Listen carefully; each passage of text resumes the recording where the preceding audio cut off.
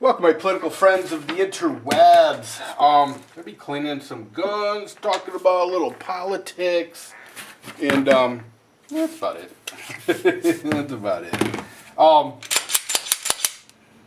Some of you watched my shooting videos over at the Mad Bad Voodoo channel.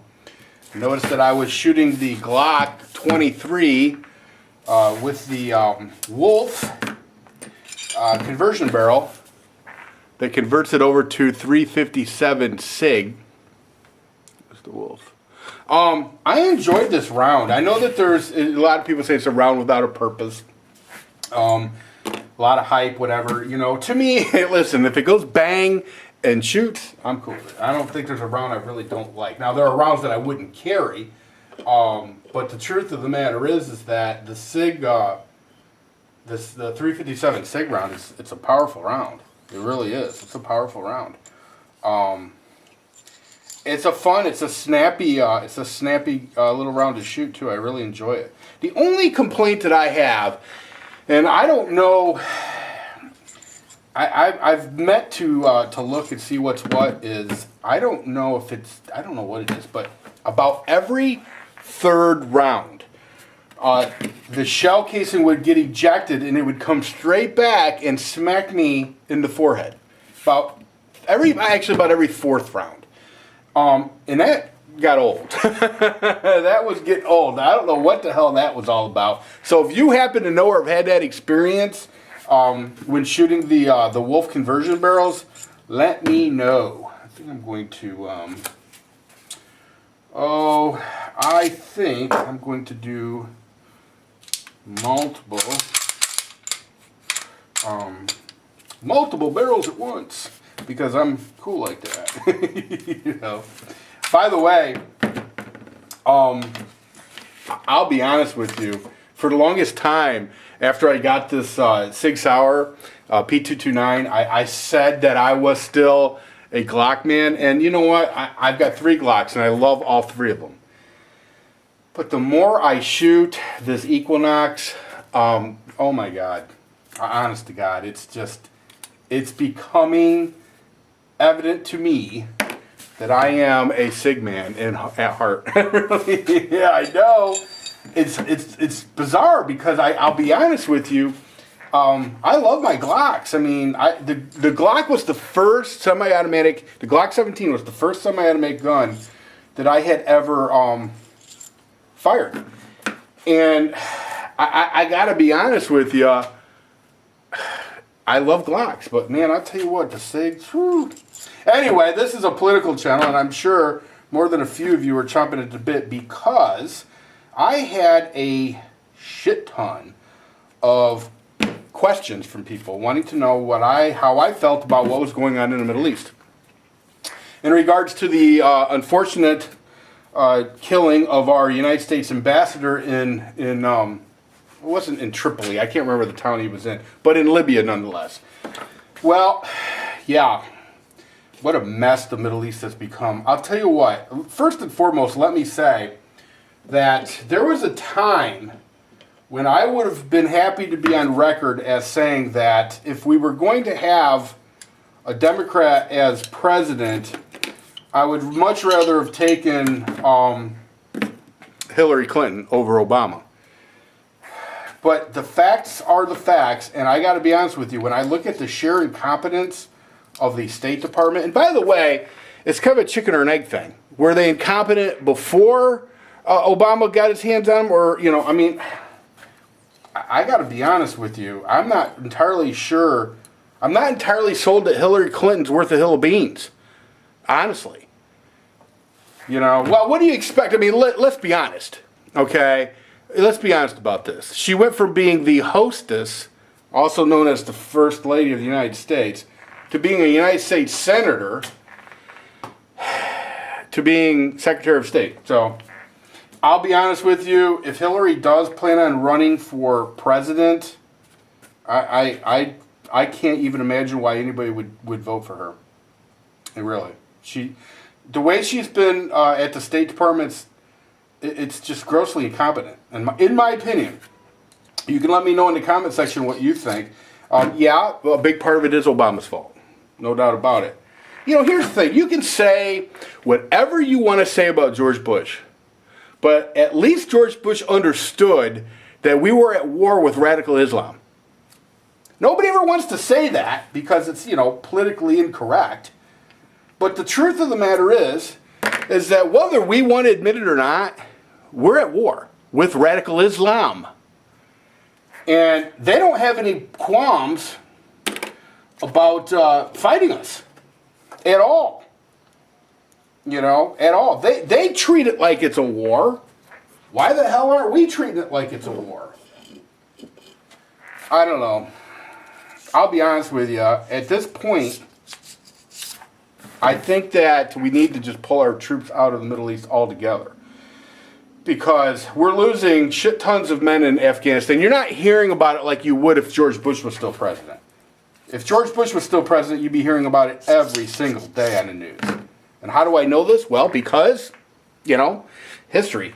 History. Yeah, you know, the sad thing about it is that nobody calls the media on this.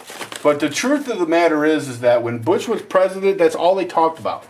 Every single day you had somebody from Code Pink giving some kind of a press conference that was covered by all the major medias.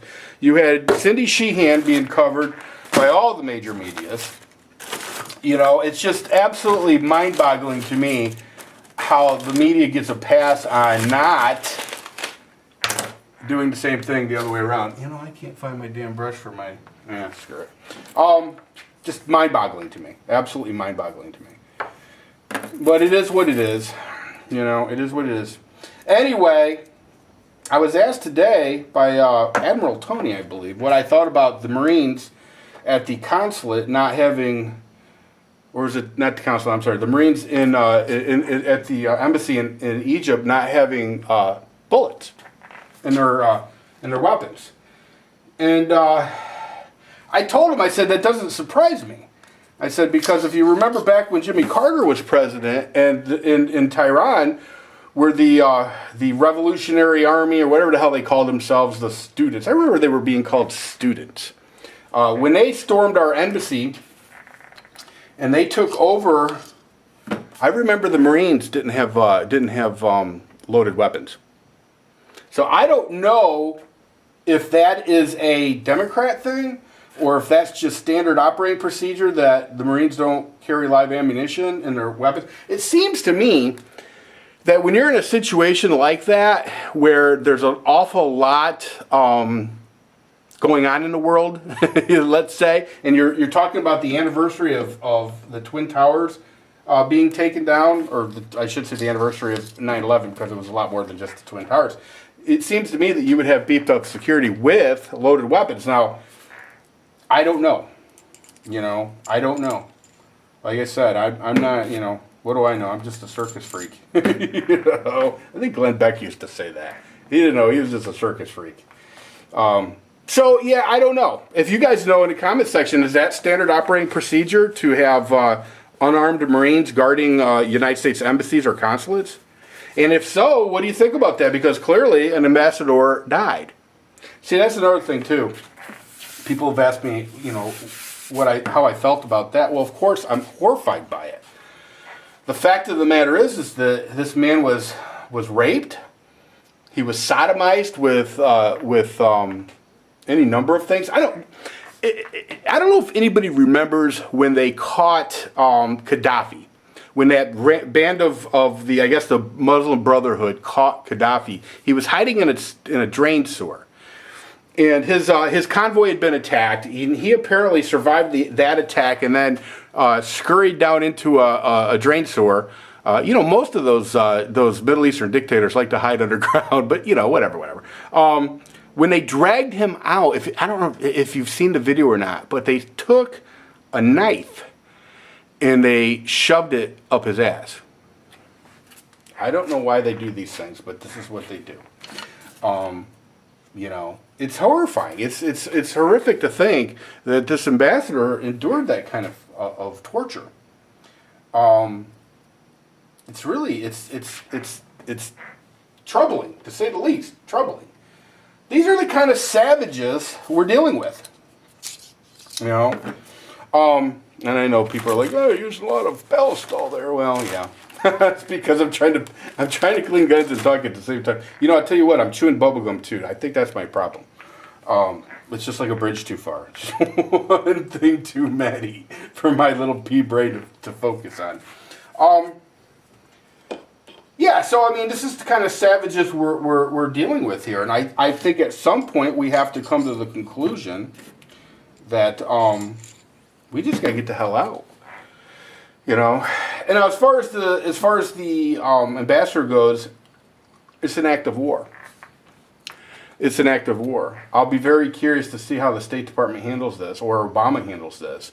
But I don't see any other way to describe it other than it's an act of war. And I don't know. I don't know what we do. See, Obama's Middle Eastern policy, or lack thereof, his lack of leadership in the Middle East, this is what you get. This is exactly what you get. And for those people who think, well, we shouldn't be there anywhere, we should just, you know, we should have never been there. Listen, let me tell you something. They brought the war to us. George Bush took the war to them. And a lot of Al-Qaeda died trying to kill our Marines and our fighting men. And women, I'm sorry. Lots of women have been killed. So the days of calling them fighting men are over. Lots of women have sacrificed their lives, so they deserve due respect. Yeah. Instead of plotting and trying to get over to the United States to harm U.S. citizens, we took the war to them. We took the battle to them. And boy, they lined up to be killed. The problem is, if you don't have any kind of, at some point you've got to have a mission, something where you can say, hey, this is it. You know, we're either mission accomplished and we go home. I mean, because you can listen. We're in a situation now where we've been in Afghanistan longer than we've ever been in any war in the history of our country, and with no end in sight. We're losing tons of troops. I don't know if it makes any sense. Let me know what you think, but I don't think it makes any sense. I think with Obama as President of the United States, we got to get the hell out of there. And now my next video will be about Obama's lack of an energy policy, because truthfully, he has none. He has absolutely no energy policy. This bogus, all of the above energy policy that he spews on about is just that. If you go to his website, it's absolutely bogus. But I'll get into that in the next video as I continue to clean these fine weapons. Anyway, that's all I got for this one. See ya!